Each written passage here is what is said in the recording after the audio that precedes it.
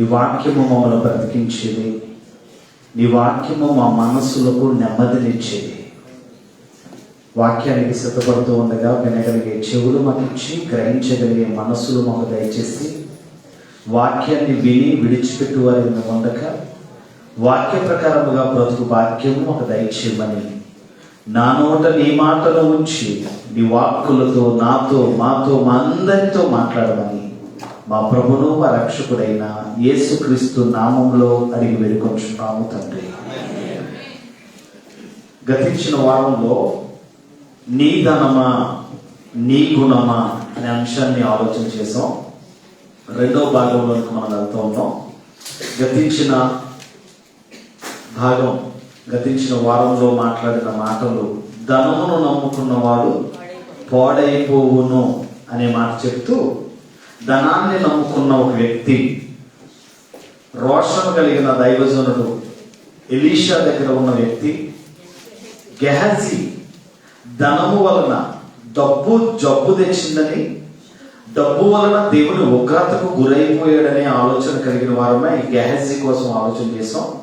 తర్వాత ఒక యవ్వనస్తుడు, ఒక యంగ్స్టర్ వచ్చి నిత్య జీవం పొందాలంటే నేను ఏం చేయాలని వచ్చినప్పుడు దేవుడు అంటున్నాడు, నిత్య జీవం పొందాలంటే నీకు కలిగినదంతా అమ్మి పేదలకు ఇచ్చి నన్ను వెంబడించు అన్నప్పుడు, అతడు మిక్కిలి ఆస్తి గలవాడు కనుక తన ముఖమును చిన్నబుచ్చుకుని వెళ్ళిపోయాడు అనే సంఘటన మనం ఆలోచన చేస్తూ, దేవుడికి ఇచ్చే విషయాల్లో ఎలా ఇవ్వాలి, దేవునికి ఇవ్వవలసిన బాధ్యత ఎలా ఇవ్వమని చెప్పాడు దేవుడు అనే దాని గురించి ఆలోచన చేసి కార్యక్రమాన్ని ముగించుకున్నాం.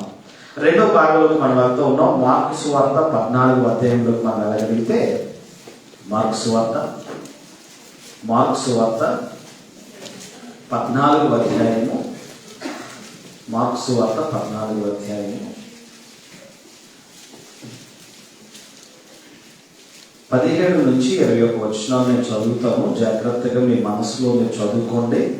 మార్కు సువార్త 14వ అధ్యాయము, మార్కు సువార్త 14వ అధ్యాయము 17 నుంచి 21 వచనాల్లో, సాయంకాలం అయినప్పుడు ఆయన 12 మంది శిష్యులతో కూడా వచ్చెను.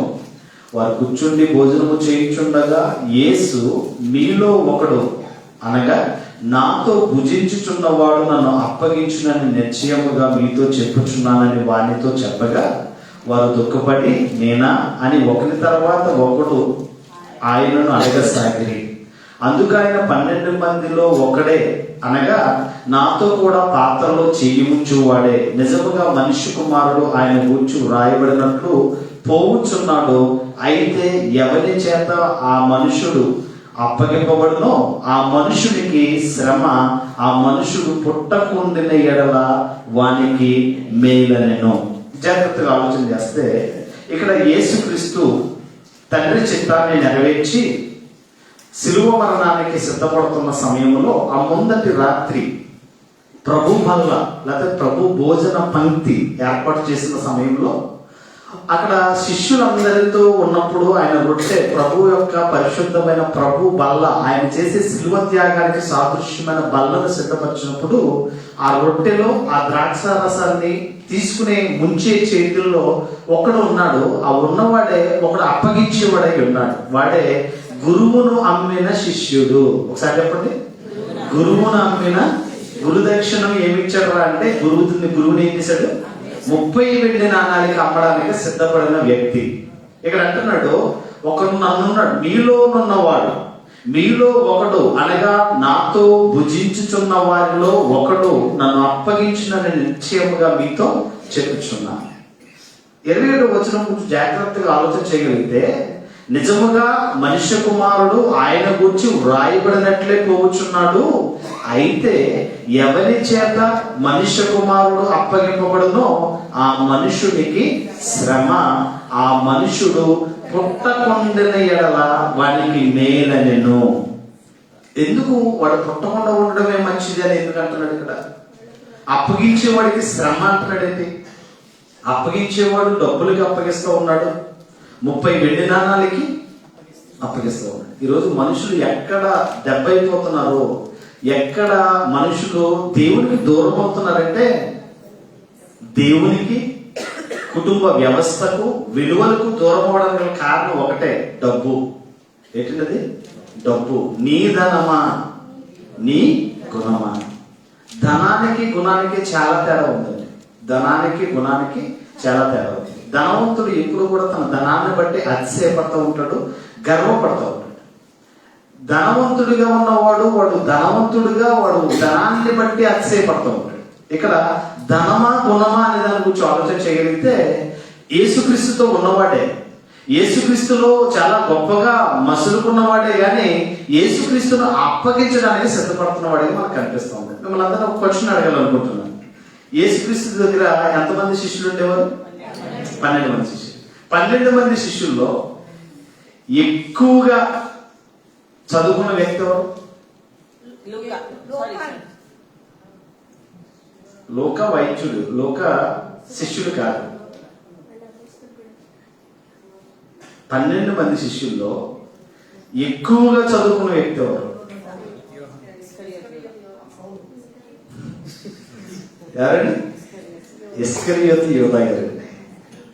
ఇస్కరియోతు యోధా బాగా చదువుకున్నాడు కనుక, అరే బాబు బాగా నువ్వు ఏం చేయగలవు, డబ్బులు బాగా లెక్కెట్టగలవు, బాగా మేనేజ్మెంట్ చేయగలవు కనుక సంచి నీ దగ్గర ఉంచుని ఇచ్చాడు ఇస్కరియోతు యోధా. ఇస్కరియోతు యోధా దొంగోడని తెలుసా యేసుక్రీస్తుకి? ఈ ఇస్కరియోతు యోధా గుణం, ఆ గుణం యేసుక్రీస్తుకి తెలుసా? తెలుసు. అంటే దొంగోడి చేతికి తాళాలు ఇచ్చాడు అన్నమాట. ఎందుకు ఇచ్చాడు? ఇప్పుడు చూద్దాం. మరొక మాటలు కాదు. మత్తయి సువార్త 26వ అధ్యాయం వెళ్తే, మత్తయి సువార్త 26వ అధ్యాయము, మత్తయి సువార్త 26వ అధ్యాయంలోకి వెళ్దాం ఒకసారి. మత్తయి సువార్త 26వ అధ్యాయము 14, 15, 16 వచనాల్లో ఆ 12 మందిలో ఒకడు ఇస్కరియోతు యోధా ప్రధాన యాజకుల యొద్దకు వెళ్ళి, నేను ఆయనను మీకు అప్పగించిన ఎడల నాకేమి ఇద్దురని వారిని అడిగను. అందుకు వారు 30 వెండి నాణములు తూచి వారికి ఇచ్చిరి. వాడు అప్పటి నుండి ఆయనను అప్పగించుటకు తగిన సమయమును కనిపెట్టుచుండెను. ఎవరండి? ఇస్కరియోతు యోధా. ఇస్కరియోతు యోధాకి డబ్బు సంచి ఇచ్చాడు. వచ్చిందంతా కలెక్ట్ చేయడం, జాగ్రత్తగా కలెక్ట్ చేసిన దాన్ని బట్టి అక్కడ జరుగుతున్న అవసరాలను బట్టి ఖర్చు చేయడం అనేది ఇస్కరియోతు యోధాకి ఇచ్చాడు. దొంగోడని తెలుసు, ప్రతిదినము డబ్బులు సంచులు డబ్బులు దొంగిలిస్తున్నాడని తెలిసిన ఆ సంచిని ఎవరికి అప్పగించాడు? యోధాకి అప్పగించాడు. ఎందుకంటే ఎన్నో అద్భుతాలు, ఎన్నో విశేషమైన జ్ఞాన సంగతులు ఎరిగిన, వింటున్నా, చూస్తున్నా వీడు బ్రతుకులు ఏ మాత్రం మార్పు లేదు. మార్పు లేని వాడు మార్పు చెందాలన్న ఆలోచనతో డబ్బు సంచిచ్చినా ఆ డబ్బు సంచిలో ప్రతి దినము డబ్బులు దొంగిలిస్తూనే ఉండేవాడు. ఇటువంటి స్థితిలో ఉన్న ఆయన చివరికి నమ్మిన గురువుని అమ్మడానికి బేరానికి వెళ్ళాడు. నేను మనుష్య కుమారుని అప్పగిస్తాను, మనుష్య కుమారుని అప్పగిస్తే నాకు ఏమిస్తారు మీరు అని అడిగితే 30 వెండి నాణాలు తూచి వాడికి ఇచ్చారట. వాడు అప్పటి నుంచి ఏం చేస్తున్నాడు? ఎప్పుడు మా గురువు దొరుకుతాడా, ఎప్పుడు నేను ఆయన్ని అప్పగిద్దామా, ఎప్పుడు గురువు దొరుకుతాడు, ఎప్పుడు నేను ఆయన్ని అప్పగించాలనే ఆలోచనతో సమయం కొరకు ఏం చేస్తున్నాడట? ఎదురు చూస్తా ఉన్నాడట. చూడండి, దీని గురించి ఒక మాట మనం ఆలోచన చేయగలిగితే 27వ అధ్యాయము, పక్కన 27వ అధ్యాయము 3 వచనం, 3, 4, 5 వచనాల్లో, అప్పుడు ఆయనను అప్పగించిన యోధా ఆయనకు శిక్ష విధింపగా చూచి పశ్చాత్తాపపడి ఆ 30 వెండి నాణెములు ప్రధాన యాజకుని యొద్దకును పెద్దరి యొద్దకును మరలా తెచ్చి, నేను నిరపరాధ రక్తమును అప్పగించి పాపము చేసిందని చెప్పాను. వారు దానితో మాకేమి, నీవే చూసుకోమని చెప్పగా అతడు ఆ వెండి నాణెములు దేవాలయంలో పారవేసి పోయి ఉరిపెట్టుకునేను. నీ ధనమా నీ గుణమా. ఏమండి, ఎంత జాగ్రత్తగా ఆలోచన చేయాలి. మాటలను ఆలోచన చేస్తే బ్రతుకు మార్చుకుంటాడని, బ్రతుకులో తన పరిపక్వత వస్తాదే, మార్పు చెందుతాడని ఆలోచన చేసిన యేసుక్రీస్తు శిష్యుడి ఎడల చాలా ప్రేమ కలిగిన వాడై ఉన్నాడు. అప్పటికీ ఎప్పుడు ఇదిగో ప్రభువు బల్లలో చెయ్యి పెట్టేవాడు మనలో ఒకడు, మీలో ఒకడు నన్ను నేనా ప్రభువా అని అందరూ అడుగుతున్నారు. ఆ నువ్వన్నంటే నువ్వే అన్నాడు. అయినా సరే అప్పగించడానికి సిద్ధపడ్డాడు. ఆ శిలువ శ్రమలలో ఘోరాతి ఘోరముగా యేసుక్రీస్తు హింసించబడి బాధపడుతున్న పరిస్థితుల్లో చూచి పశ్చాత్తాపడుతున్నాడు. చూచి ఏం చేస్తున్నాడు? పశ్చాత్తాపడి, ఆయన శిక్ష విధింపగా చూచి పశ్చాత్తాపడి ఆ 30 వెండి నాణాలు తీసుకువెళ్ళి ప్రధాన యాజకులు పెద్దల యొద్దకు తీసుకెళ్లి వాళ్ళకి ఇస్తూ ఏమంటాడు? నేను నిరపరాధ రక్తమును అప్పగించి పాపము చేసిద్దని చెప్పాను. ఆయన ఏమంటారు? నాకేంటి, నువ్వు అప్పగిస్తానన్నా మేము వెండి నాణాలు ఇచ్చాం, నువ్వు అప్పగించావు, మాకు సంబంధం లేదు, ఇక మాకేమి, దానితో మాకేమి, నీవే చూసుకోమని చెప్పగా అతడు ఆ వెండి నాణములను దేవాలయంలో పారవేసి పోయి ఉరు పెట్టుకొనెను. అంటే వెండి నాణాలతో ఏమైనా సంపాదించాడా, ఆనందపడ్డా అంటే చెయ్యరాని నేరము చేశాడు, చెయ్యకూడని పాపము చేశాడు. అటువంటి వాడు పుట్టకుండిన ఎడల వానికి మేలు అన్నదిగా మొదట. అటువంటి వాడు పుట్టకుండానే ఎడల వానికి మేలు, వానికి శ్రమ. అటువంటి మనుష్య కుమారుని అప్పగించు మనుషుడికి శ్రమ అన్నాడు. అంటే ధనము వలన ఏం పోయింది? ఇప్పుడు ప్రాణం పోయింది. ధనం వల్ల ఏం పోయింది? ప్రాణం పోయింది. ఆ ప్రాణం దేవుడు తీస్తే బాగుండు, తనంతట తాను తీసుకోవడం వల్ల వాడు ఎక్కడికి వెళ్ళిపోయాడు? నరకానికి వెళ్ళిపోయాడు, నిత్యాగ్ని దండానికి వెళ్ళిపోయాడు. అంటే ఉరి పెట్టుకుని చచ్చాడు.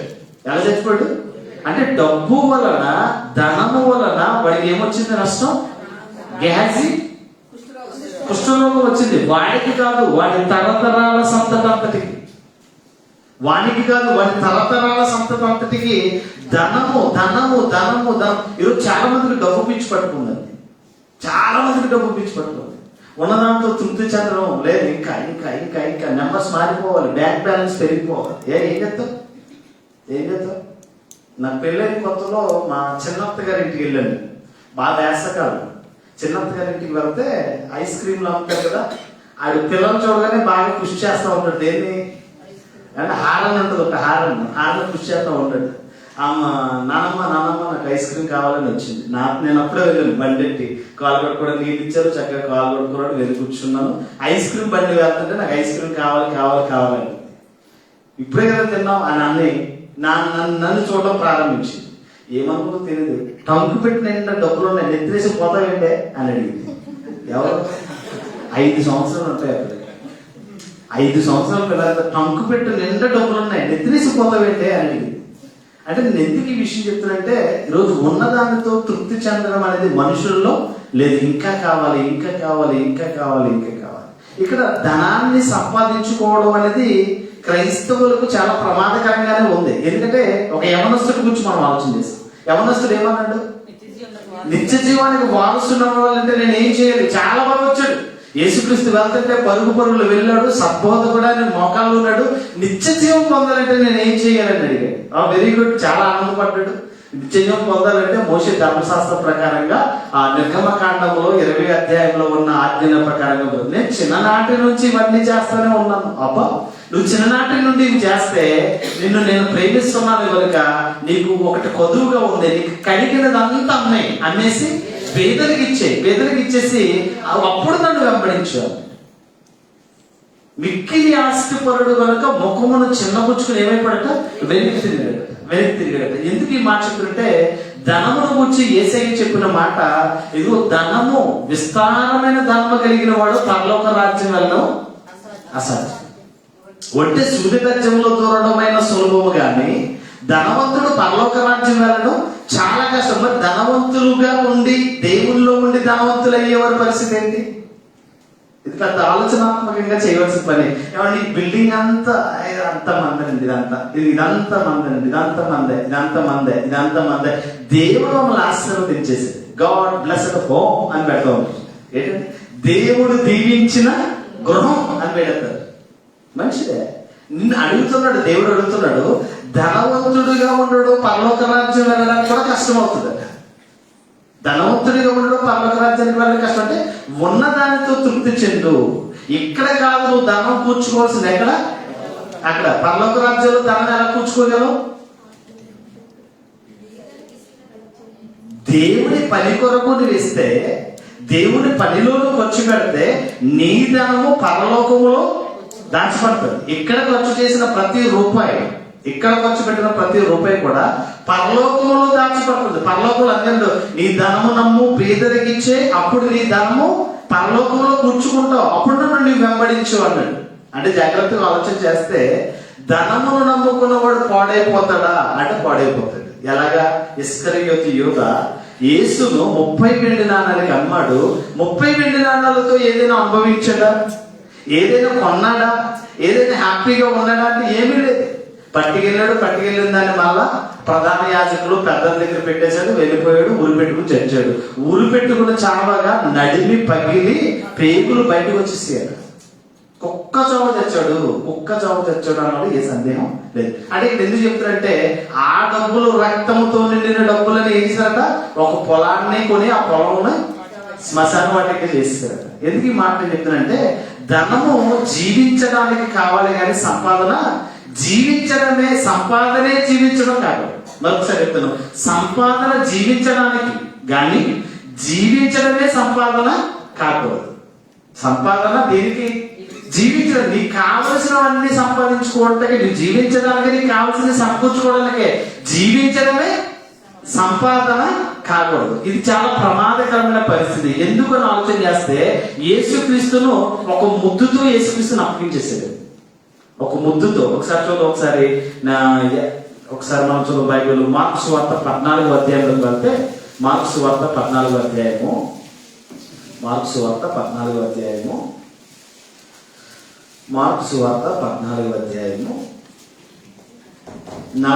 వచనం. 14వ అధ్యాయం 44వ వచనంలో, ఆయనను అప్పగించువాడు నేను ఎవరిని ముద్దు పెట్టుకుందునో ఆయనే యేసు, ఆయనను పట్టుకుని భద్రముగా కొనుపోవుడని వారికి గుర్తు చెప్పాడు.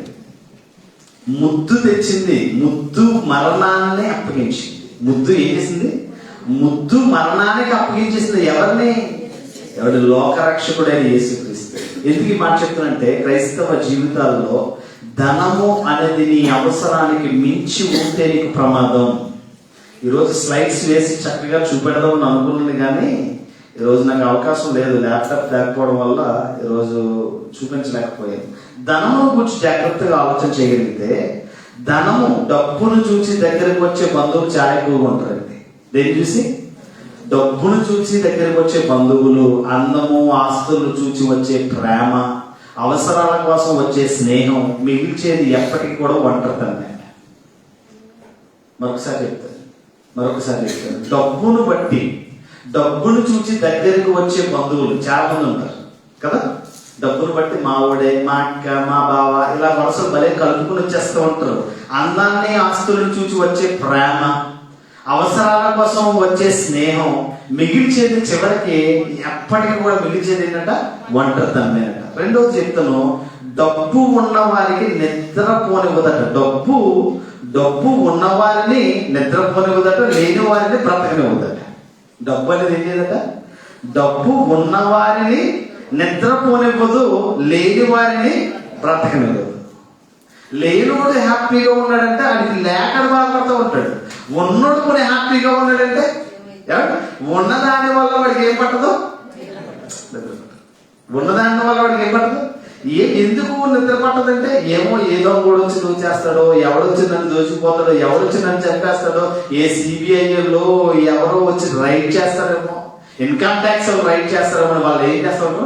భయపడుతూ బ్రతకవలసిన పరిస్థితి ఈరోజు చాలా మందిలో ఉంటుంది. క్రైస్తవ జీవితంలో దేవుడు అంటున్నాడు, నీ ధనమా నీ గుణమా అంటే మనందరికీ కావాల్సిన ధనము కాదు, గుణము కావాలి. ఏం కావాలి? గుణం అనేది ఎవరిలో ఉంటుంది? డబ్బున్న వాళ్ళు ఉండదండి. డబ్బున్న వారిలో గుణం అనేది కనపడదు, లేని వారిలో గుణం కనిపిస్తుంది. అదేంటంటే అలాగే చేశారంటే ఒక సంఘటన చూద్దాం, మంచి సంఘటన చూద్దాం. ఒకసారి లూకాసు వార్త 21వ అధ్యాయంలోకి వెళ్తే, లూకాసు వార్త 21వ అధ్యాయంలోకి వెళ్తే చాలా చక్కగా యేసుక్రీస్తు మనందరికీ చక్కటి వివరణతో కూడిన మాటలు. లూకాసు వార్త 21వ అధ్యాయం 1 నుంచి 4 వచనాల్లో, కానుకల పెట్టులో తమ కానుకలు వేయిచున్న ధనవంతులను ఆయన పారచూచెను. ఒక పేద విధవరాలు 2 కాసులు అందులో వేయిచుండగా చూచి ఈ బీద విధవరాలు అందరికంటే ఎక్కువ వేసునని మీతో నిజముగా చెప్పుచున్నాను. ఎక్కడ కూర్చుంటారు యేసయ్య?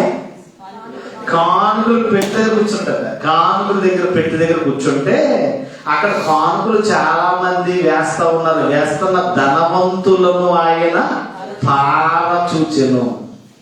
ధనవంతుడు సర్వసభకు ఎక్కువ వేస్తాడా తక్కువ వేస్తాడా? నా ప్రశ్న, ధనవంతుడు కానుక అనేది ఎక్కువ వేస్తాడా తక్కువ వేస్తాడా? ఎక్కువ వేస్తాడు. ఎక్కువ వేస్తున్నాడా తక్కువ వేస్తున్నాడా అని ఏం చేస్తాడట? కానుకలు వేస్తున్న ప్రతి ఒక్కరిని అలాగ వేయించుండగా ధనవంతులు అయినా పార చూచినట్టు అలా చూస్తున్నాడట. ఎలా చూస్తున్నాడు?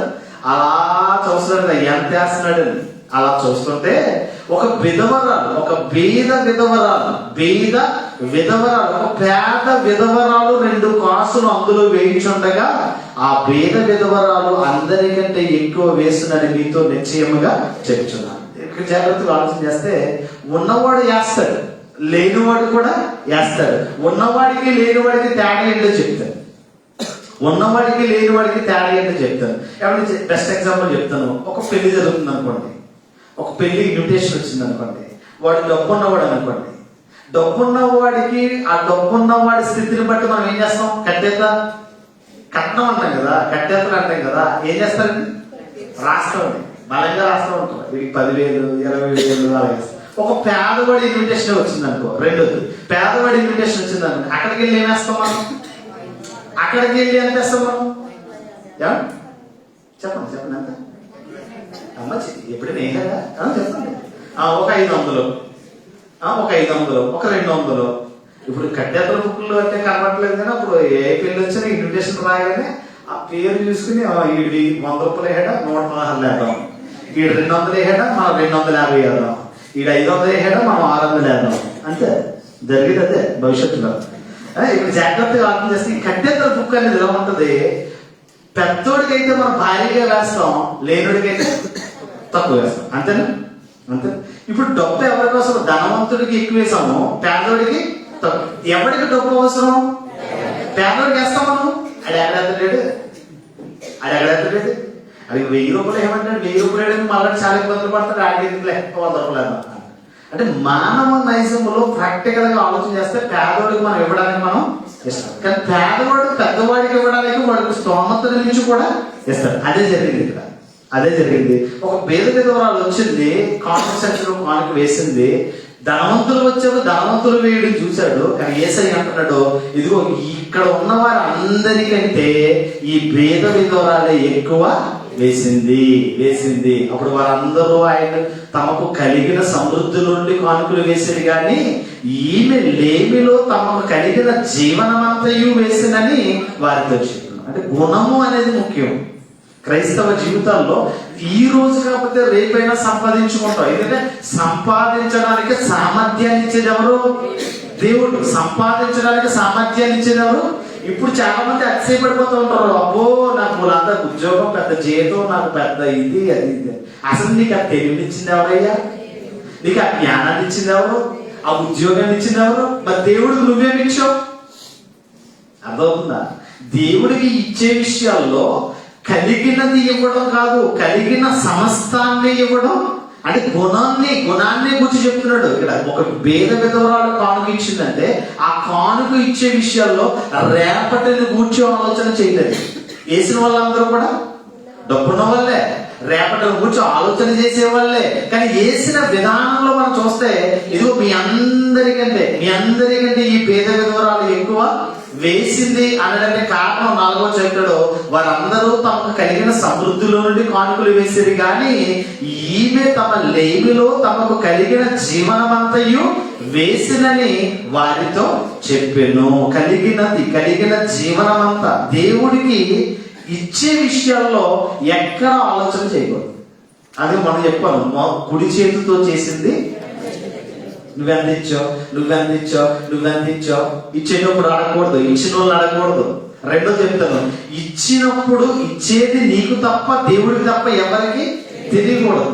ఒక్కొక్కరు అడుగుతూ ఉంటారు, ఏమంటే ఇలా చేద్దాం అనుకుంటున్నాం, మరి క్రిస్మస్ 25వ తారీఖు వచ్చింది, మరి జనవరి 2026 జనవరి కృతజ్ఞత వస్తుంది ఆనందం వచ్చింది, మరి మనందరూ చెయ్యాలి మరి అంటే నన్ను ఎంత ఇమ్మంటారు అని అడుగుతూ ఉంటారు అందరు. ఏమంటే నన్ను ఎంత ఇమ్మంటారు, నీకు తెలీదా అక్కడ ఉన్న ఖర్చు ఎంత, నువ్వెంత ఇవ్వగలవు, నువ్వెంత ఇస్తావు, అది నువ్వు అడగవలసిన అవసరం లేదు. నీ హృదయంలో నిశ్చయించుకున్న ప్రకారం, ఎక్కడ నీ హృదయంలో నిశ్చయించుకున్న ప్రకారం ఇవ్వాలి. అది తప్ప నన్ను ఎంత ఇమ్మంటావు అని అడగకు. వాళ్ళంత ఇచ్చారు, వాళ్ళ మీద ఒక 50 వేసేద్దాం అస్సలు వద్దు. ఎందుకంటే నీ హృదయంలో నువ్వు నిశ్చయించుకున్నావు, దేవుడికి నిన్ను ప్రేరేపించిన కొలది దేవుడికి ఇవ్వి. అది ఎవరికి ఇస్తామో దేవుడికి. ఇక్కడ పేద విధవరాలు అలా ఇచ్చింది కనుకే సువర్ణాక్షరాలతో బైబిల్లో ఫదిలముగా ఆరిన నేల ఉన్నంత వరకు, భూమి మీద ప్రసంగాలు జరుగుతున్నంత కాలము ఈ పేద విధవరాల కోసం రాశారు. ఎందుకంటే తమకు కలిగినదంతా కాదు, తన జీవనం అంతా కూడా ఏం చేసిందట, వేసిందట. ఒక రాజు ఉన్నాడు, ఆ రాజుకి ఒక కుమారుడు ఉన్నాడు, వృద్ధాప్యానికి వచ్చేసాడు రాజు. ఆ కుర్రోడు ఇంకా పరిపక్వత రాలేదు, అంటే 18 సంవత్సరాలు ఇంకా పరిపూర్ణం అవ్వలేదు, 16 సంవత్సరాల ఏటలో ఉన్నాడు. తండ్రికి భయంకరమైన రోగం చేసింది, చచ్చిపోయే స్థితిలో ఉన్నాడు. కొన్ని కోట్లు ఆస్తిపరుడు, సుమారుగా 20 కోట్ల ఆస్తిపరుడు అంటే ఆ రాజు 20 కోట్ల ఆస్తిపరుడు. ఆ ఆస్తినంతా కొడుకు రాదామంటే కొడుకు ఇంకా బాల్య దశలోనే ఉన్నాడు. అతనికి బాగా నమ్మిన ఒక ఎవరితో గుమస్తా ఉన్నాడు. ఆ గుమస్తాకి ఒక వీలునామా రాశాడు సార్ చనిపోయే ముందు రాజు. ఏమనంటే, నీకు ఇష్టమైనది నా కొడుకు ఇవి, కర్మను ఉంచుకో అన్నాడు. వీలునామా ఏం రాశాడు, నా మరణం అనంతరం నా కొడుకు 18 సంవత్సరాలు నిండిన తర్వాత ఈ ఆస్తిని నీకు ఇష్టమైనది నా కొడుకు ఇవి, కర్మను ఉంచుకో అన్నాడు. అర్థమైంది? వీలునామా ఏం రాశాడు, నేను చనిపోతున్నాను, నా కొడుకు 16 సంవత్సరాల వయసు, 18 సంవత్సరాల తర్వాత ఈ ఆస్తిని నా కొడుకు ఇవ్వి, ఇచ్చే దాంట్లో నీకు ఇష్టమైనది నా కొడుక్కి ఇవి, కనమను ఉంచుకో అన్నాడట. అంటే అసలే మనకు అధికారం వచ్చింది, మనకు డబ్బు మన చేతికి వచ్చిందంటే మనుషులు ఆటోమేటిక్గా డబ్బు ఏం చేస్తుందట, మాయ చేస్తుందట. డబ్బు ఏం చేస్తుంది, మాయ చేస్తుందట, మనుషులను మార్చేస్తుందట. రంగు కాగితం మనుషుల్లో అనేక రంగులను తీసుకొస్తుందట. ఏంటి రంగు కాగితం మనుషుల్లో అనేక రంగులను బయట పెడుతుందట, రంగులను. ఎందుకంటే రంగుల కాగితాలు కదా, మోడీ వచ్చిన తర్వాత మోడీ ఏ డ్రెస్ అయితే అదే కాగితం అయిపోయింది. ఆయన షూట్ కలర్లో ఈ డ్రెస్ డబ్బు కాగితాలు అయిపోయాయి. అంటే జాగ్రత్తగా ఆలోచిస్తే రంగులు కనబడుతూ ఉంటాయి. ఈ రాజు వీలునామా రాశాడు, గుమస్తాకి రాశాడు, నీకు ఇష్టమైనది నా కొడుకు ఇవి, కర్మను ఉంచుకోనంట. ఇంకా ఆడు చచ్చిపోయాడు, అడిగేవాళ్ళు లేడు. ఆస్తి అంతా ఎవరి దగ్గర ఉంది, గుమస్తా దగ్గర ఉంది. 18 సంవత్సరాలు నిండిన తర్వాత, అబ్బాయి మీ బాబు ఇలా వీలునామా రాశాడు, ఈ వీలునామా ప్రకారంగా 20 కోట్ల ఆస్తి నేను 2 కోట్లు ఇస్తాను నీకు, కర్మ 18 కోట్లు నేను ఉంచుకుంటాను అని చెప్పి వీలునామా 2 కోట్లు ఇచ్చాడు. ఏడుస్తా నా తండ్రి ఏంటి ఎలా చేశాడు అని ఏడుస్తా కొంచెం సుదీర్ఘంగా ఆ వీలునామా చదవడం ప్రారంభించాడు. వీలునామాలో ఏమనుంది, నీకు ఇష్టమైనది నా కొడుకు ఇవ్వి, కన్నమాది నువ్వు తీసుకో. ఇప్పుడు లాయర్ దగ్గరికి వెళ్ళిపోయి ఏమంటే మా తండ్రి ఆస్తి 20 కోట్లు, మా తండ్రి ఆస్తి 20 కోట్లలో గుమస్తా 18 కోట్లు తీసేసుకుని 20 కోట్లు ఇచ్చాడంటే నేను ఎలా బ్రతకాలి చెప్పండి అని అడిగాడు. వీలునామా ఒకసారి చూడండి సార్ అన్నాడు. లాయర్ అంటే కొంచెం క్రిమినల్ లాయర్స్ ఉంటారు కదా, వాళ్ళు బాగా సుదీర్ఘంగా చదివి నీకు ఇష్టమైనది నా కొడుకు ఇవి, కనమలు తీసుకో. పట్టుకుని వచ్చాడు, మళ్ళీ కోర్టుకు వెళ్ళారు, అప్పీల్ చేశారు, కోర్టు వాయిదాకి వచ్చింది అని అడిగారు. నీకు ఇష్టమైనది ఎంత అయ్యా అని అడిగారు. నాకు ఇష్టమైన 18 కోట్లు అండి. మరి వీటికి ఎంత ఇచ్చావు, 2 కోట్లు ఇచ్చానండి. వీళ్ళమ్మ సాక్షాత్తు అన్నాడు, నీకు ఇష్టమైనది నా కొడుకు ఇవి, కనమలు నువ్వు తీసుకో. ఎందుకంటే నువ్వు ఎంతకాలం అని పెంచావు, పోషించావు, గొప్పవాడిగా చేసావు, సంరక్షించావు కదా. ఆ వీలునామా నీకు ఇష్టమైనది అనగా ఆపేసాడు. వీలునామా నీకు ఇష్టమైనంత 18 కోట్లు అడిగి 2 కోట్లు నేను తీసుకో. అప్పుడు దేవుడు కూడా దేవుడికి ఇష్టమైనది ఇవ్వాలి. దేవుడికి ఏమివ్వాలి? అబ్రహాము దేవుడు అడిగాడు, అబ్రహమా నీకు ఇష్టమైంది నాకు, నీకు ఇష్టమైంది నాకు. అబ్రహాంకి ఇష్టమైంది ఏంటి? ఇస్సాక్ అండి. ఇస్సాక్ ఎంత పుట్టుకు 100 సంవత్సరాల కాలంలో పుట్టాడంటే ఆయన అసలు కింద కూడా 1, 2 కూడా మేము చేతుల మీద వెళ్ళిపోయి ఉండండి. అంత అలా చూసి ఉండొచ్చు, అంత అలా ప్రేమించు, అంత అలాగా ఆదరించి ఉండొచ్చు. వాడు పాలు విడిచిన దినాన్న పెద్ద విందు చేశాడట. అసలు నా మీద ఎంత ప్రేమ ఉంది అబ్రహాంకి, కొడుకు ఇష్టమా నేను ఇష్టమా అని అడిగాడట. అడిగి కేకేసేది, అబ్రహామా నీ కుమారుని ఫలించి. ఆ ప్లేస్లో నువ్వు నేను ఉన్నావు అనుకోండి, ఒక్క నిమిషం ఆలోచించే, అమ్మా నీ కొడుకు నాకు ఇచ్చే, నీ కొడుకు నాకు ఇచ్చే అని అడిగారు అనుకోండి. ఆ ప్లేస్లో అవి ఎందుకు ఇచ్చావే నువ్వు, ఎందుకు ఇచ్చావు, ఎందుకు బలి అడుగుతున్నావు అసలు నువ్వు, దేవుడివేనా, మా అమ్మ బలే నువ్వు దేవుడివేనా అని అడిగేస్తాం మనమైతే. కానీ అబ్రహాము చిత్తము ప్రభువా, భార్యకి చెప్పలేదు, పని వారికి చెప్పలేదు, కట్టెలు సిద్ధం చేశాడు, ఆహారాన్ని సిద్ధపరచుకున్నాడు, అన్నిటినీ తయారు చేసుకుని అలాగా దేవుడు చూపించిన పర్వతం మీద పోయి బలి అర్పించడంలో క్షణములో తల మొండె వేరయ్యేంత వరకు దేవుడు చూచాడు. అందుకే వాగ్దాన పుత్రుడిగా ఎప్పటికీ ఇజ్రాయేల్ ఆశీర్వదించడానికి కారణం అబ్రహాము చేసిన త్యాగం, అబ్రహాము చూపిన విశ్వాసం. ఎందుకు ఈ మాట చెప్పారు? ఇష్టమైనది దేవుడికి ఇవ్వాలి. మన చాలా ఉంటాయి మనకి ఇష్టమైనది తీసిస్తా ఉంటాం, అందుకే మనం ఎందుకు ఆశీర్వదించి మన ప్రార్థనలు ఏదో తెలుసా, అబ్రహాముని ఆశీర్వదించిందేవా, ఇస్సాకుని ఆశీర్వదించిందేవా, యాకోబుని ఆశీర్వదించిందేవా, నన్ను కూడా ఏమే ఇవ్వకు, నువ్వు నీకు ఇష్టమైనది ఏది ఇవ్వకు, కానీ నీకు ఏం కావాలి అన్ని ఆశీర్వాదాలు. క్రైస్తవ జీవితాల్లో దేవునికి ఇష్టమైంది. పేద విధవరాలు ఏం చేసిందంటే తమకు కలిగిన సమస్తాన్ని తన జీవనమంతా రేపేం జరుగుతుంది దేవుడు చూసుకుంటాడు, దేవుడే ఇస్తాడులే, దేవుడే పోషిస్తాడులే. అందుకే ఆకాశ పక్షులను చూడమన్నాడు దేవుడు. ఆకాశ పక్షులు చూడండి, అవి విత్తవు, అవి కోయవు, కోట్లలో కూర్చుకోవడం, అయినా నేను వాటిని పోషించట్లేదా, మీరు వాటికంటే ఎంత బాగా చెప్తాము. అయినా సరే మన బ్యాంకులో బ్యాలెన్స్ ఉంటుంది, అలా స్టోర్ చేసుకుని ఉంటాం. ఏ రోజుకి ఆ రోజే దేవుడి మీద ఆధారపడి బ్రతకడం క్రైస్తవ జీవితంలో మనం నేర్చుకోవాల్సిన అవసరం ఉన్నట్లు మనకు కనిపిస్తూ ఉంది. చూడండి, ప్రారంభ క్రైస్తవ సంఘం చేసిన త్యాగం అంత ఇంత కాదు. వారి త్యాగాన్ని ఒకసారి మనం చూద్దాం. అపోస్తలుల కార్యాలకు మనం వెళ్ళగలిగితే, అపోస్తలుల కార్యాలు 2వ అధ్యాయంలోకి వెళ్తే, అపోస్తలుల కార్యాలు 2వ అధ్యాయము 44 నుంచి 47 వచనాల్లో వాళ్ళు ఒక త్యాగముతో కూడిన విధంగా వాళ్ళు బ్రతుకుతూ ఉన్నారు. అపోస్తలుల కార్యాలు 2వ అధ్యాయము 2వ అధ్యాయము 44, 45, 46, 47 వచనాల్లో విశ్వసించిన వారందరూ ఏకముగా కూడి తమకు కలిగినదంతయు సమిష్టిగా ఉంచుకుని, ఇదియు కాక వారు తమ చిరాస్తులను అమ్మి అందరికీ వాని అక్కర కొలది పంచిపెట్టేది. మరియు వారి ఏక మనస్కులై ప్రతి దినము దేవాలయంలో తప్పక కూడుకొనుచు, ఇంటింట రొట్టె విరుచుచు, దేవుని స్తుతించుచు, ప్రజలందరి వలన దయను పొందుచుండిరి.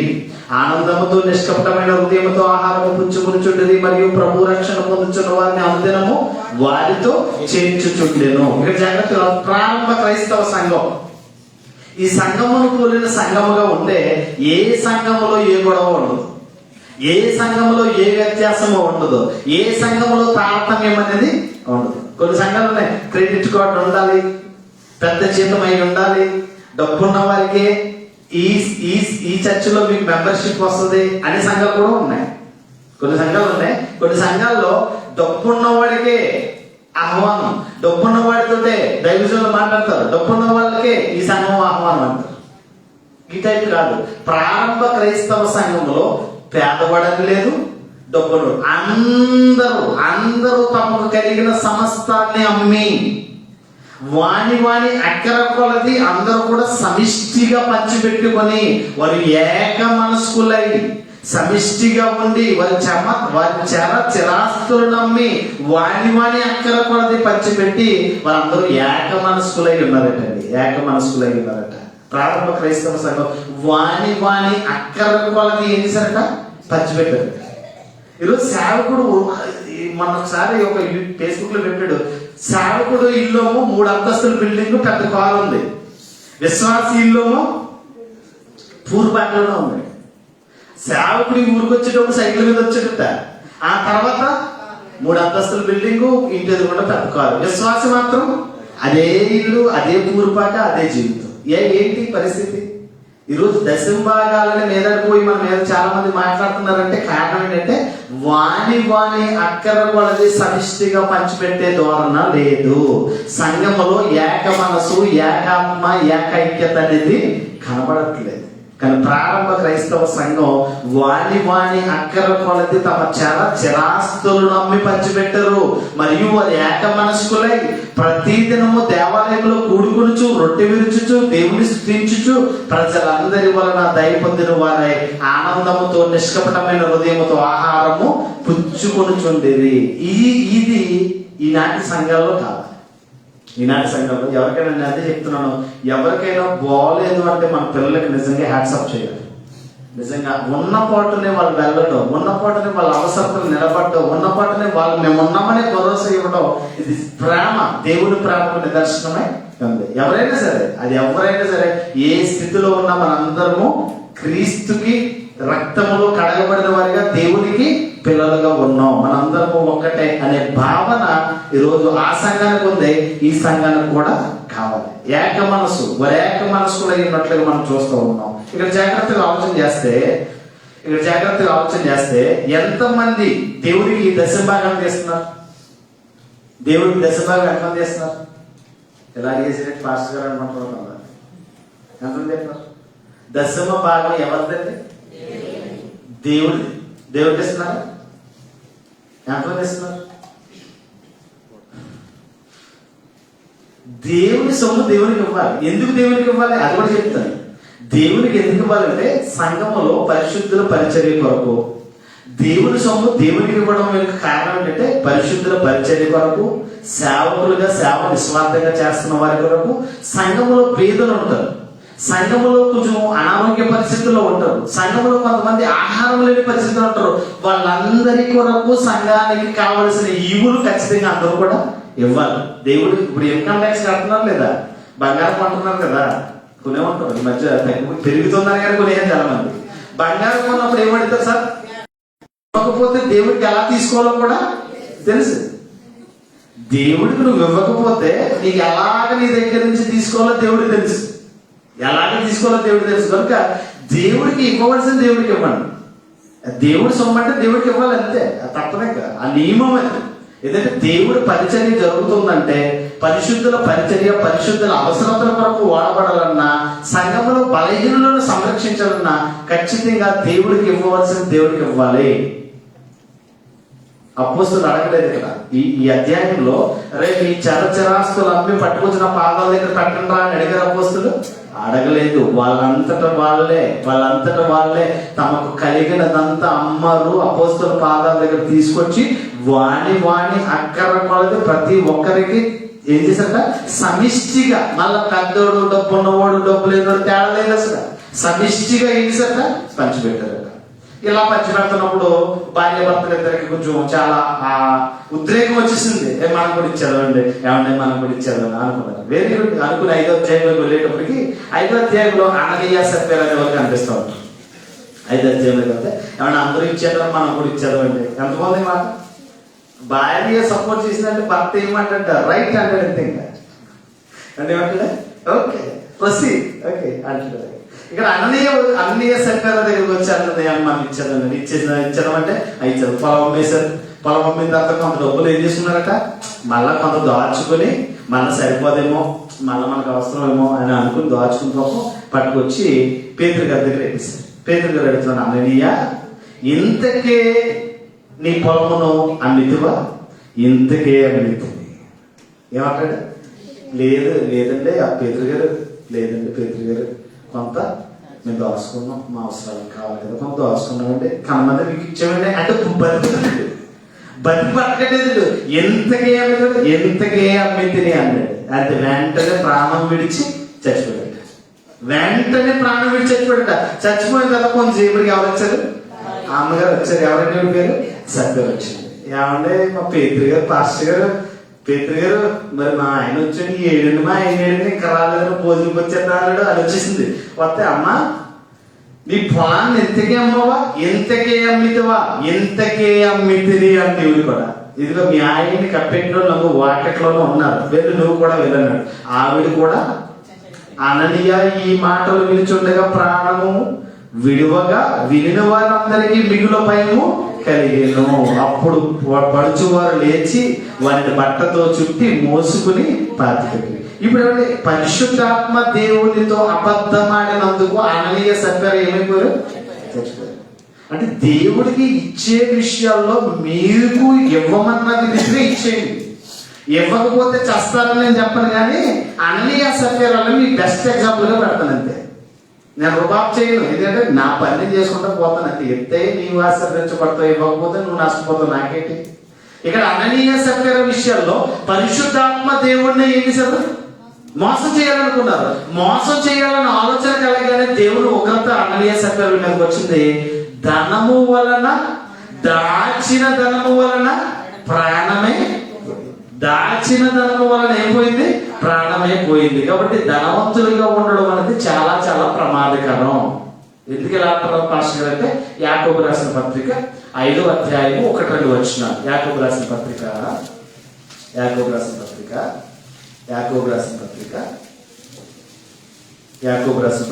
అధ్యాయము 1-2 వచనాల్లో, 1 నుంచి 2, 3, 4, 5 వచనాల్లో, ఇదిగో ధనవంతులారా, మీ మీదికి వచ్చేడు ఉపద్రవమును గురించి ప్రలాపించి ఏడుగుడి. మీ ధనము చెడిపోవును, మీ వస్త్రములు చిమ్మెటలు కొట్టిన వాయును, మీ బంగారము మీ వెండి తుప్పు పట్టినవి, వాటి తుప్పు మీ మీద సాక్ష్యం ఉండగా అగ్ని వలె మీ శరీరములను తినివేయును. అంత్య దినముల యందు ధనమును కూర్చుకొంటిరి. ఏం చేస్తారు? డబ్బు పిచ్చి పట్టుకుందండి. డబ్బు లేకపోతే ఎలా మాస్టర్ గారు మీరు భలే చెప్తారు. మీ కాలంలో మీకు ఎన్ని అవసరాలు ఉన్నాయి, మీరు ఎంచుకోవాలి చెప్తున్నారు. మీకు డబ్బు లేకపోతే మీకు పని అవుతుందా అనొచ్చు మనల్ని అంటారు కూడా. అనేవారు కూడా లేకపోలేదు. ఆయన అలా చెప్తడానికి ఏం పని ఉంది? ధనమును గురించి దేవుడు చెప్తున్న మాట, అంత్య దినములలో మీరు ఏం చేస్తారు? ధనాన్ని గుచ్చుకుంటారు. ఇదిగో మీ చేలు కోసిన పనివారికి ఇక మీరు మోసముగా బెగబెట్టిన కూలి మొర్ర పెట్టుచున్నది. మీ కోత వారి కేకలు సైన్యములకు అధిపతియగు ప్రభు యొక్క చెవులలో చొచ్చెను. మీరు భూమి మీరు సుఖముగా జీవించే సుఖభోక్తుల ఎత్తులందు వదదినమునకు మీ హృదయములను పోషించుకుంటేది అనే మాట మనం చూస్తూ ఉన్నాం. ఇక్కడ జాగ్రత్తలు చేస్తాయి. ఇదిగో ధనవంతులారా, మీ మీదికి ఉపద్రవము వచ్చును. వచ్చేది ఉపద్రవం. ఏమొస్తుందట? ధనవంతుల మీదకి ఏమొస్తుందట? పనివాడు జీతానికి పాత్రుడు. వాడు పని చేశాడా వాడికి ఇచ్చేయండి, లేదంటే వాడి కష్టాల జీతం దేవుడికి ఏం చేస్తాడట? అసలు ఎవరి దగ్గర మీరు కొంతమంది బాధపడుతుంటారు. కంపెనీలో జీతం ఇవ్వట్లేదు అయ్యారు, 3 నెలలు అయింది అయ్యారు జీతం ఇవ్వట్లేదు. మా అన్న అయితే ఒక 1 ఇయర్ నుంచి, ఒక అన్న ఉన్నాడు ఇక్కడ మన మధ్యలో, ఒక సహోదరుడు 1 ఇయర్ నుంచి జీతం ఇవ్వట్లేదు. అడిగితే మెయింటెనెన్స్కి ఇస్తున్నారు. చాలా మంది లేబర్ క్యాంపుల్లో పనిచేసుకుని జీతం ఇవ్వరు. అలా కావాల్సిన భోజనానికి డబ్బులు ఇస్తారు అంతే. రూమ్ ఎలాగా ఫ్రీ కదా, భోజనానికి డబ్బులు అట్టుకెళ్తుంది అంటారు. ఒకసారి ఏం చేస్తారు? రోడ్ బంద్ చేసినట్టు క్లోజ్ చేస్తూ ఉంటారు, గేట్ వేస్తూ ఉంటారు, రద్దు చేస్తూ ఉంటారు, ధర్నా చేస్తూ ఉంటారు. అప్పుడు వాళ్ళకి ఏదో 1 నెల జీతం వేస్తూ ఉంటారు. మీ జీతం మీ యజమాని దగ్గర ఉందంటే ఆ యజమాని దగ్గర మీ కష్టార్జితం దేవుడికి ఏం చేస్తుంది? అది మీరు ధర్నాలు చేయడం అవసరం లేదు. చాలా మంది డబ్బుని మన కష్టార్జితం దోచేసుకుంటుంటారు. చాలా మంది ఆడు సంపాదించలేదు, వాడికి ఏదో దగ్గర ఉండడం వాడికి చాలా నష్టం. అందుకే చాలా చక్కగా చెప్తున్నాడు, ఇదిగో ధనవంతులారా, మీ మీదికి వచ్చే ఉపద్రవమును గురించి ప్రలాపించి ఏడుగుడి. మీ ధనము ఏమవుతుంది? చెడిపోతాయి. మీ వస్త్రాలు చిమ్మెట్టు పడతాయి. మీ బంగారం వెండి ఏమవుతాయి? తుప్పు పడతాయి. ఇదిగో ఇవే మీ మీద సాక్ష్యం చెప్తాయి. కాబట్టి ధనాన్ని కూర్చుకోవడం వరకు పోకలాడద్దు. ఉన్నదానితో తృప్తి చెందండి, ఉన్నదానితో తృప్తి చెంది బ్రతకండి. ఉన్నదాని కొరకు దేవుడికి థ్యాంక్స్ చెప్పండి అంతే. అందుకంటే ఎక్కువ వస్తుంది. మనకున్న చాలు, లేదా ఓకే నో ప్రాబ్లం. ఇచ్చేదా దేవుడి స్తోత్రం, ఇవ్వలేదా ఇంకా స్తోత్రం దేవుడికి. అలా నమ్ముకుని బ్రతికితే హ్యాపీగా బ్రతుకుతాం. ఈరోజు చాలా మంది నిద్రపోవట్లేదు. ఎందువల్ల? పిచ్చి పెట్టేసుకుంది, డబ్బు పిచ్చి పెట్టుకుంది. డబ్బు గుండు కూడా డబ్బులు కొట్టుకోవడం మానేసిందట. ఏం పడుతుందట? డబ్బు గుండె ఆగిపోతుంది. ఇప్పుడు గుండె ఆగిపోతుంది, మరి డబ్బు గుండె ఆగిపోవడం మళ్ళీ బతికించడానికి డబ్బులు అనవసరం. అయితే ఒకటి స్లైడ్ మిస్ అయ్యింది, చాలా చక్కటి స్లైడ్. ఏమన్నా దేవుడి చిత్తం అయితే వచ్చి వారు చూపిస్తాను. డబ్బుతో ఏదైనా కొనవచ్చుననే భ్రమలో ఉండకండి. ఎంత ఉన్నా కొనలేనివి చాలా ఉన్నాయి. డబ్బుతో ఏదైనా కొనవచ్చుననే భ్రమతో ఉండకండి. ఎంత ఉన్నా కొనలేనివి చాలా ఉన్నాయి. మంచము పరుపు కొనగలం, నిద్ర కొనలేం. గడియారం కొనగలం, కాలాన్ని కొనలేం. మందులు కొనగలం, ఆరోగ్యాన్ని కొనలేం. ఆస్తులు కొనగలం, ఆత్మీయులను కొనలేం. పుస్తకాలు కొనగలం, జ్ఞానం కొనలేం. మంచి ఆహారం కొనగలం, జీర్ణశక్తి ఏం సంపాదించే తినడానికి లేదు. షుగర్, బీపీ, అల్సర్, గ్యాస్, అబ్బా ఎంత ఉంది. తరతరాలకు సరిపడా ఆస్తి ఉంటుంది. జీర్ణ ప్రక్రియ పోకపోతే ఏ ఉపకారం. మా ఇంట్లో కానున్నాడు భూస్వామి ఇడ్లీ అంత మాత్రమే తింటాడు. ఈ పేరు కుట్టేశారు. ధాన్యం సాగుతారు, మీకు తెలుసు. ధాన్యం సాగుతారు. ఇంత ఒక ఇడ్లీ మాత్రమే, ఇడ్లీ కంటే ఎక్కువ తిన్నాడు, వామిటింగ్స్ అయిపోయి చచ్చిపోతాడు. కుట్టింగ్ చేసుకున్నాడు ఆయన. ఆకలి వేయకూడదు, ఎక్కువ తినకూడదని ఆయన సర్జరీ చేయించుకున్నాడు మహాప్రభు. భూస్వామి ఎక్కడ చూసినా భూములు ఆయనవే, ఎక్కడ చూసినా భూములావే. ధాన్యం కొంటాడు, కొబ్బరికాయలు కొంటాడు, ఈనులు కొంటాడు. భూ ల్యాండ్స్ ఏంటంటే భూములు అమ్మడం, కొనడం, ఇదంతా చేస్తూ ఉంటాడు. ఈయనకి ఇడ్లీ అంత మాత్రం తినాలి. ఇడ్లీ కంటే కొంచెం ఎక్కువ తిన్నాడు, చచ్చిపోతాడు. ఏం చెప్పాను, ధనాన్ని వలన ఏమేమి కొనలేమట. డబ్బుతో ఏదైనా కొనొచ్చనే భ్రమలో ఉండకండి. నీకు నిద్ర కొనలేవు. నువ్వు చాలా మంది నిద్రపోవడానికి కారణం ఏంటంటే డబ్బు. కొంతమంది భ్రమ, కాలాన్ని కొనలేదు. కాలం పోయిన కాలం కావాలంటే రావడం వల్ల కాలాన్ని కొనలేము, ఆరోగ్యాన్ని కొనలేము, ఇంకా ఆత్మీయులను కొనలేము, జ్ఞానాలను కొనలేము, జీర్ణశక్తిని. ఎందుకు మరి? ఎందుకు డబ్బు? అవసరానికి మించి మీ దగ్గర ఉంటే అది ప్రమాదం. కాబట్టి జాగ్రత్త కలిగిన వారమై ఉందాం.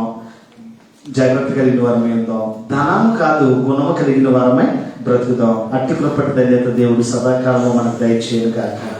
దేవుడి చిత్తమైతే 3వ భాగం వచ్చే వారం చూద్దాం. ప్రార్థన చేసుకుందాం. లేచినపడండి. ముగింపు ప్రార్థన ఆశీర్వాదం కార్యక్రమం చూద్దాం. లైవ్ అప్ అయ్యింది.